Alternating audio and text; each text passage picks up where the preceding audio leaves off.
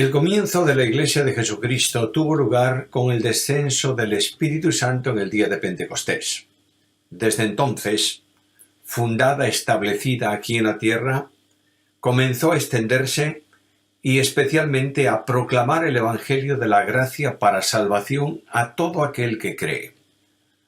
Millones de personas a lo largo del tiempo aceptaron la invitación del Evangelio, pusieron su fe en Jesucristo, fueron salvos por gracia mediante la fe e incorporados al cuerpo espiritual de Cristo, cuya cabeza es el Señor. Esa es la Iglesia. Estará aquí en la tierra este cuerpo espiritual de Cristo hasta que se cumpla la promesa del Señor, en la que Él adquiere el compromiso de tomar a todos los salvos para ascenderlos con Él a su presencia y que estemos para siempre con el Señor. Comencemos a mirar, a observar a la luz de la Biblia ese próximo evento que tiene que ver con la Iglesia, que se llama el rapto de la Iglesia, el arrebatamiento de la Iglesia. A mí personalmente me gusta más usar una palabra que suena un poco más suavemente y que es el traslado de la Iglesia. No importa la que querramos utilizar, el hecho es que se trata de que la Iglesia va a ser tomada por el Señor y llevada con Él para que estemos para siempre con Jesús. El acontecimiento, el evento que tendrá lugar en cualquier momento, obedece al cumplimiento del compromiso de Cristo. Cristo dijo a los suyos en la última cena: «No se turbe vuestro corazón, creéis en Dios, creed también en mí. En la casa de mi Padre hay muchas moradas, si así no fuera os lo hubiera dicho. Voy pues a preparar lugar para vosotros. Y si me fuese y os preparase lugar, vendré otra vez, os tomaré a mí mismo, para que donde yo estoy vosotros estéis conmigo». Y añade: «Y sabéis a dónde voy, y sabéis el camino». El día de la ascensión a los cielos, un grupo de creyentes estaban mirando atónitos como el Señor subió desde la tierra y una nube lo ocultó de sus ojos. Estaban tensos, tal vez, preguntándose qué va a ocurrir. Y de pronto delante de ellos aparecieron los ángeles para confirmar las palabras de Jesús o recordar las palabras del Señor. Y les dicen: «Varones galileos, ¿qué estáis mirando al cielo? Este mismo Jesús que fue tomado de vosotros al cielo, así vendrá como le habéis visto ir al cielo». La palabra dada por los ángeles ha tenido siempre cumplimiento. Por tanto, si Cristo dijo: «Vendré otra vez y os tomaré a mí mismo», y su palabra no puede ser quebrantada, si los ángeles dijeron: «Vendrá otra vez», tenemos una doble confirmación en esta esperanza que descansa en el cumplimiento de las palabras de Jesús. Además de esto, abro mi Biblia, voy a Juan capítulo 17 y versículo 24 y leo la petición de Cristo: «Padre, quiero que aquellos que me has dado estén donde yo estoy para que vean mi gloria». Por tanto, ese deseo de Cristo va a tener cumplimiento, porque nunca el Padre negó nada a su Hijo que no le pidiese y que le fuese concedido. Me voy a la Biblia y descubro también que a lo largo de todo el Nuevo Testamento hay continuas referencias a ese evento futuro y la Escritura no puede dejar de cumplirse. El apóstol Pablo en todos sus escritos, salvo en la epístola a Filemón, tiene alguna referencia a ese evento del traslado de la Iglesia. En la carta a los Hebreos se hace mención también. El apóstol Pedro se refiere a ese evento en su carta primera, capítulo 1 y versículo 13. Juan, en varios de sus escritos y especialmente en el Apocalipsis, hace referencia al acontecimiento que estamos tratando ahora. Judas lo menciona, Santiago lo menciona, y la Biblia se cierra con la promesa del Señor Jesús que vendrá a buscarnos. En Apocalipsis capítulo 22 y versículo 20 leo aquellas palabras: «Ciertamente vengo en breve», o «vengo pronto». Y la Iglesia se une en un deseo ferviente a las palabras del Señor y dicen: «Amén, sí, ven, Señor Jesús». El texto griego La Biblia está escrita, el Nuevo Testamento está escrito en griego koiné, en el griego común. En el texto griego hay 3 palabras para referirse a ese acontecimiento. La primera de ellas es la palabra parusía, que aparece 24 veces en el Nuevo Testamento y que significa estar cerca, venir al lado de, hacer una aparición de algo que no estaba cercano, estaba un tanto distante. Y esto indica la acción por la cual alguien se hace presente. La Biblia en el Nuevo Testamento utiliza muchas veces esta palabra para referirse al traslado de la iglesia. Os invito a leer un texto conmigo en la carta primera a los Corintios. En el capítulo 15 y en el versículo 23, donde están estas palabras escritas. Pero cada uno a su debido tiempo o a su debido orden. Cristo las primicias, luego los que son de Cristo en su venida, en su manifestación. Otra palabra que se utiliza para referirse a este acontecimiento futuro es la palabra apocalipsis, literalmente revelación. Aparece 18 veces como nombre, como sustantivo, y aparece unas 27 veces como verbo en el Nuevo Testamento. Es una voz compuesta por el verbo griego kalupto, que significa cubrir, tapar, precedido de un prefijo que invierte el significado y que significa lo contrario, manifestarse, desvelarse, descubrirse, revelarse. Hay muchos textos en el Nuevo Testamento que utilizan este término para referirse al traslado de la iglesia a la presencia del Señor. Una tercera palabra es la palabra epifanía, que también es un compuesto y que significa resplandecer, traer a la luz. Y esto se utiliza en muchos lugares para la venida de nuestro Señor Jesucristo a la tierra, pero también para el traslado de la iglesia a su presencia. Observemos un poco el detalle del acontecimiento que tendrá lugar cuando el Señor llame y conduzca para tomar para sí mismo a su iglesia desde aquí, desde la tierra. Y llamo vuestra atención a un pasaje central en el Nuevo Testamento, que es la carta de Pablo a los tesalonicenses en el capítulo 4, en donde el apóstol utiliza un párrafo de esa carta para referirse a cómo tendrá lugar el traslado, el arrebatamiento, el rapto de la iglesia, para que el Señor la traslade, valga la redundancia, desde el lugar donde está temporalmente a la presencia suya para estar para siempre con él. Capítulo 1 de la carta a los tesalonicenses, capítulo 4, versículo 16. Porque el Señor mismo, con voz de mando, con voz de arcángel y con trompeta de Dios, descenderá del cielo, y los muertos en Cristo resucitarán primero. Versículo 17. Luego nosotros, los que vivimos, los que hayamos quedado, seremos arrebatados juntamente con ellos en las nubes para recibir al Señor en el aire, y así estaremos siempre con el Señor. El apóstol hace alusión a ciertos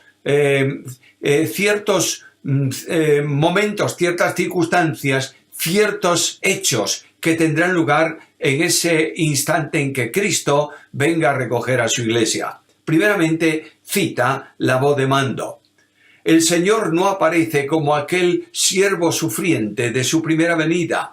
El Señor es el gran conquistador, el que tiene el nombre sobre todo nombre, ante cuyo nombre se doblará toda rodilla de los que están en el cielo, en la tierra y debajo de la tierra, y toda lengua confesará que Él es el Señor. Desciende así del cielo, y desciende con voz de autoridad, con voz de mando, porque es el Dios soberano que viene a ejecutar su promesa y a trasladar a los suyos a su presencia. Notaréis en el texto que leímos que hay muertos que van a resucitar. Por tanto, el acontecimiento tiene que ver también con la resurrección de los que durmieron en Jesús. Y de la misma manera que la voz de autoridad del omnipotente Dios se produjo delante de la tumba abierta de Lázaro y éste vino nuevamente a la existencia, así Cristo llamará a resurrección a todos los creyentes que durmieron en él. Segundo lugar, me dice Pablo que vendrá con voz de arcángel. El único nombre de arcángel que se menciona en la Biblia es Miguel. Gabriel, que algunos confunden y llaman arcángel, no es un arcángel, es un ángel. Ahora, hay otros arcángeles, sin duda ninguna, pero el arcángel es el que lidera, el que capitanea, el que conduce a un grupo de ángeles. Aquí la frase con voz de arcángel aparece sin artículo como una referencia indefinida, pero está refiriéndose al hecho de que el Rey de Reyes y Señor de Señores es también el príncipe de los ejércitos de Jehová. Josué capítulo 5, versículo 14. Por tanto, en la manifestación como soberano Rey de Reyes y Señor de Señores, vendrá rodeado de sus ángeles. Pablo añade: sonará trompeta de Dios. En la carta a los Corintios, en el capítulo 15 y en el versículo 52, hay una referencia a la trompeta de Dios. Leo el texto bíblico. Tomemos también el versículo 51 para enlazar los dos. He aquí os digo un misterio. No todos dormiremos, pero todos seremos transformados. En un momento, en un abrir y cerrar de ojos, a la final trompeta, porque se tocará la trompeta y los muertos serán resucitados incorruptibles y nosotros seremos transformados. Surge una pregunta en la lectura de esta referencia de Pablo. ¿Es la séptima trompeta del Apocalipsis la final trompeta?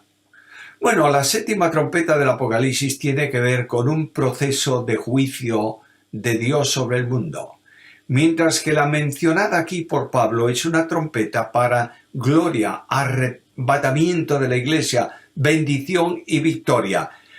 Con todo, hay quienes justifican que la iglesia va a estar durante un tiempo de tribulación aquí y que será levantada para el encuentro con Cristo a la mitad de ese periodo de tribulación. Veremos esto un poco más adelante.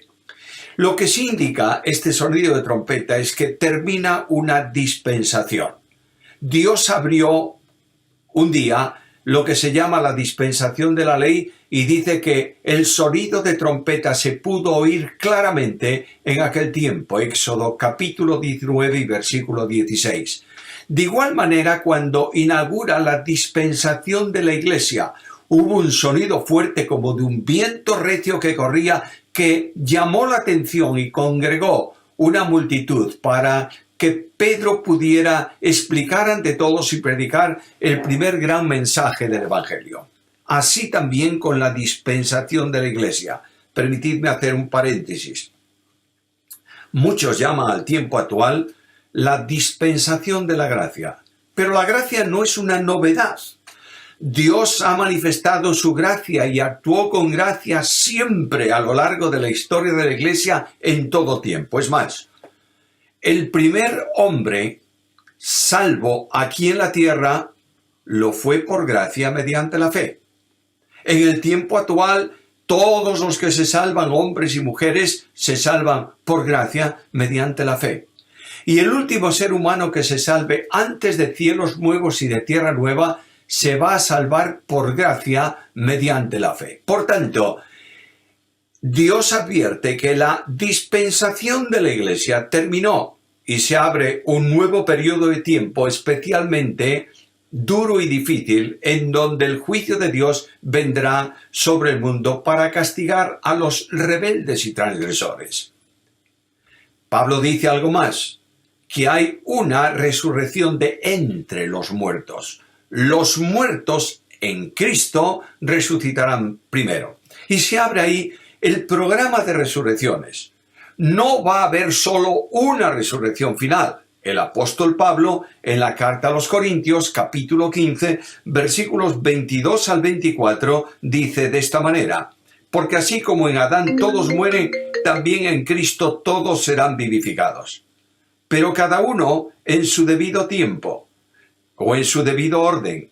Cristo las primicias, luego los que son de Cristo en su venida, luego el fin, cuando entregue el reino al Dios y Padre, cuando haya suprimido todo dominio y toda autoridad y toda potencia. Por tanto, no hay una sola resurrección, hay un programa de resurrecciones. En primer lugar, en ese orden, el primero es, en el término militar que está utilizando ahí, el primer elemento de ese programa de resurrección es Cristo, las primicias en el versículo 23. El segundo elemento, los que son de Cristo en su venida, es decir, los creyentes de la Iglesia, los creyentes salvos a lo largo del tiempo de la historia de la humanidad. En segundo lugar, los santos del periodo de la tribulación, cuando Cristo venga a la tierra para establecer el reino. La Escritura deja muy claro que no va a haber una sola resurrección final, sino que hay un programa de resurrecciones. Ahora, Pablo dice en el capítulo 4 de la carta primera a los tesalonicenses y en el versículo 17 que todos los creyentes seremos arrebatados. Literalmente, seremos llevados a un determinado lugar. Cuando esto se produzca, va a ocurrir también la transformación del cuerpo de los creyentes vivos. Los que están muertos resucitarán, serán dotados del cuerpo de resurrección, pero nosotros seremos transformados para recibir al Señor en el aire. Si alguien tiene interés en ver cómo va a ser ese cuerpo de resurrección, tendrá que ir a la carta primera a los Corintios, capítulo 15, versículos 42 y 43, y encontrará que la diferencia es muy notable. El cuerpo de resurrección es incorruptible, y dice Pablo que se siembra corrupción, se levanta un cuerpo en el que la corrupción no tiene aparición alguna, ni la corrupción puede afectar ese cuerpo. En segundo lugar, será un cuerpo glorioso, 1 Corintios 15, 43, dotado para la vida en el estado de glorificación. Hay un contraste muy notable. Se siembra en deshonra, se levanta en gloria. Las debilidades físicas del cuerpo mortal dan paso a un cuerpo libre de todas esas circunstancias ajenas a lo que tiene que ver con la resurrección de entre los muertos y el traslado a la presencia del Señor. Se siembra un cuerpo débil, se levantará un cuerpo poderoso, dotado de energía y de facultades que ahora mismo es inconcebible para el hombre e imposible de alcanzar en la mente humana o en el corazón humano. Finalmente dice Pablo que se siembra un cuerpo animal, es decir, el cuerpo que nosotros tenemos es introducido en la tierra y se levanta un cuerpo espiritual, cuerpo preparado para una nueva dimensión de vida. El natural de ahora está adaptado al alma, el de resurrección al espíritu. No se trata de resucitar como un espíritu, es un cuerpo material, pero espiritualmente hablando diferente al que tenemos, un cuerpo espiritual, expresión definitiva de la gracia de Dios. Ahora el apóstol dice algo más, que el encuentro de la iglesia con el Señor tendrá lugar en el aire, donde se manifiesta hoy la actividad satánica, al que la Biblia llama el príncipe de la potestad del aire. Satanás no podrá evitar la victoria de la cruz en donde él mismo fue derrotado. Y el triunfo del crucificado se hace evidente, en donde él ha desplegado por tiempo, por la historia de la Iglesia, su cuartel general, capitaneando y liderando la acción de los demonios en oposición a la obra de Jesucristo aquí en la tierra. Va a producirse el encuentro entre la Iglesia victoriosa y el Señor que la ha rescatado. Y el Dios de la gracia exhibirá cósmicamente ante cielos y tierra, hombres y ángeles, la victoria de la cruz. Algo más. El traslado de la Iglesia se produce para sacarla del mundo, llevarla fuera del mundo. Por tanto, quedará atrás toda la angustia, toda la aflicción del cuerpo y del alma, propias de este mundo para pasar a la libertad gloriosa de los hijos de Dios, introduciendo a los creyentes a un estado de bendición eterna, y dice el texto bíblico, para estar para siempre con Jesús. Debe notarse también que el tiempo del arrebatamiento será antes de que se produzca el juicio de Dios sobre el mundo. Hay tres posiciones para definir el tiempo del arrebatamiento según el pensamiento de la escuela teológica. Por un lado están los que piensan que la Iglesia va a estar durante todo el tiempo de la tribulación y argumentan en primer lugar que históricamente hablando se ha pensado siempre que era así y que la idea del traslado antes de la tribulación es algo moderno. En segundo lugar, argumentan también de que la inminencia no está en la Biblia, sino que hay señales que anuncian el momento, el tiempo de la venida del Señor. Estos confunden arrebatamiento de la Iglesia con segunda venida. Luego mencionan también de que la Iglesia tendrá que pasar por la tribulación porque Cristo mismo dijo, en el mundo tendréis aflicción. Todavía añaden algo más. Dicen que la profecía de Daniel presenta un argumento para esto y que la profecía de Daniel, especialmente aquella profecía que tiene que ver con el tiempo de la tribulación, la última semana de Daniel, ha sido cumplida plenamente cuando los romanos destruyeron la ciudad de Jerusalén. Bueno, niegan la Escritura, porque la Biblia enseña que la tribulación tiene una orientación específica para el mundo rebelde. Apocalipsis capítulo 3 y versículo 10. Un segundo argumento tiene que ver con el arrebatamiento, el traslado durante la tribulación. Y argumentan que la final trompeta no puede ser otra que la séptima del Apocalipsis, que sonará a los 3 años y medio del comienzo de ese periodo de tribulación. Y argumentan que es ahí donde la Iglesia va a ser llevada a la presencia del Señor. Ahora bien, se puede estudiar de otra manera y creo que es la forma más consonante o concordante con toda la revelación bíblica que enseña que el rapto, el arrebatamiento, el traslado de la Iglesia es algo inminente. A Israel se le han dado señales que tendrán que cumplirse antes de la venida del Mesías, pero no tiene nada que ver esto con la Iglesia. A la Iglesia no se le han anunciado señales, simplemente se le manda que viva a la luz de la inminente venida del Señor para trasladarla a su presencia. Por tanto, no es una doctrina novedosa, ya que el propio apóstol Pablo afirma, luego nosotros los que vivimos, los que habremos quedado, dando a entender que él esperaba el traslado de la Iglesia durante su tiempo. Mis queridos hermanos y amigos, los acontecimientos futuros, los eventos futuros en relación con la Iglesia presentan la inminencia de ese evento.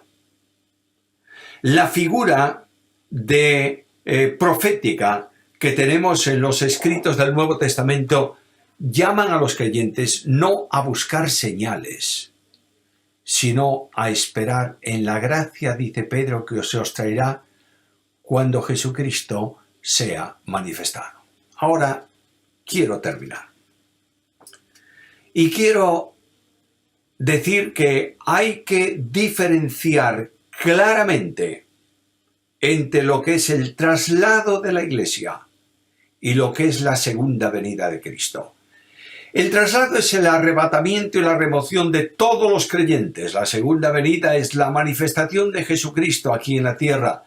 El traslado, el arrebatamiento tiene que ver con los santos tomados en el aire, la segunda venida con el regreso del Señor a la tierra.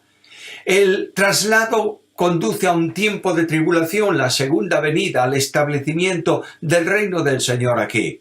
El arrebatamiento de la Iglesia es un misterio que no estaba profetizado en el Antiguo Testamento y que es revelado por los apóstoles y profetas en el Nuevo. La segunda venida de Cristo a la tierra está anunciada ya en el Antiguo Testamento.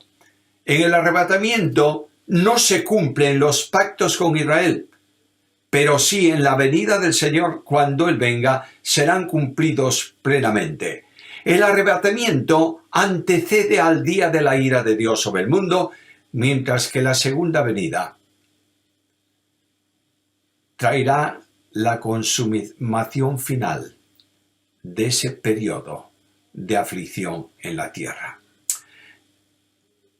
Debo pensar en una aplicación personal para mi vida y para la vuestra.